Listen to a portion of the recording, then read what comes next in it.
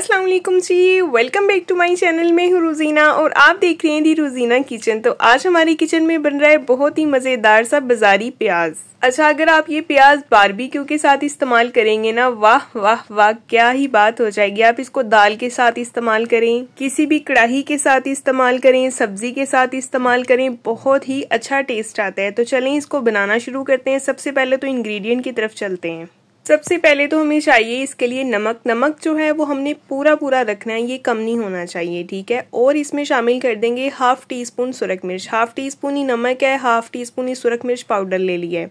सुरख मिर्च पाउडर भी जो है वो भी आपने कम नहीं डालना, ये थोड़ा स्पाइसी ही अच्छा लगता है। और सिरका चाहिए और हमें चाहिए जी 4 मीडियम साइज़ के प्याज, लेकिन इसमें से 2 प्याज का मैं बनाऊंगी, मुझे ज़्यादा हो जाना है 4 प्याज, ठीक है। इसलिए मैंने 2 प्याज जो है उनको इस तरह से लच्छेदार सा काट लिए।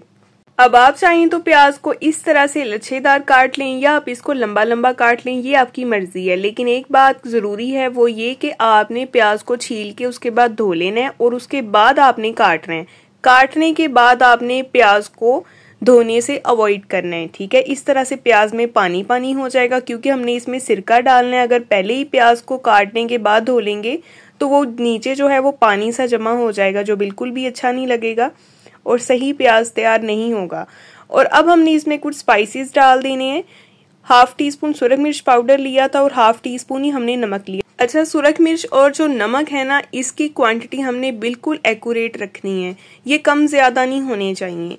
तो सुरख मिर्च हाफ टी स्पून 2 प्याज़ों के लिए इनफ है और हाफ टी स्पून ही नमक इनफ है। और इसको हल्के हाथ से हम मिक्स करेंगे तो इस तरह से इसके लच्छे से खुल जाएंगे। और अब हम इसमें शामिल कर देंगे सिरका। अगर आप 2 प्याज का बना रहे हैं तो उसमें 4 टेबलस्पून सिरका जाएगा। अगर 1 प्याज का बना रहे हैं तो 2 टेबलस्पून सिरका जाएगा। और अगर 4 प्याज का बना रहे हैं तो 8 टेबलस्पून सिरका जाएगा। बस आपने ये चीज़ देख लेनी है कि नीचे जो है इसमें पानी पानी सा नहीं होना चाहिए, बिल्कुल पूरा सिरका हमने इसमें डालना है। और ये देखें, इसको सिरके को हमने हल्का सा जो है वो इस तरह से मिक्स कर देना है। मैंने इसमें 4 टेबलस्पून सिरका डाला है क्योंकि मैंने 2 प्याज बनाए हैं, ठीक है। और अब हम इसमें शामिल करेंगे जी केचप। केचप जो है वो एक तो बड़ा टेबलस्पून होता है और एक छोटा टेबलस्पून होता है, ठीक है। आपने छोटे वाला जो है वो टेबलस्पून का इस्तेमाल करना है। और ये देखें, 2 प्याजों में जो है वो मैं 1 टीस्पून केचप का इस्तेमाल कर रही हूँ, ठीक है। अगर 4 प्याज हैं तो आपने 1 टेबलस्पून केचप इस्तेमाल करनी है भर के।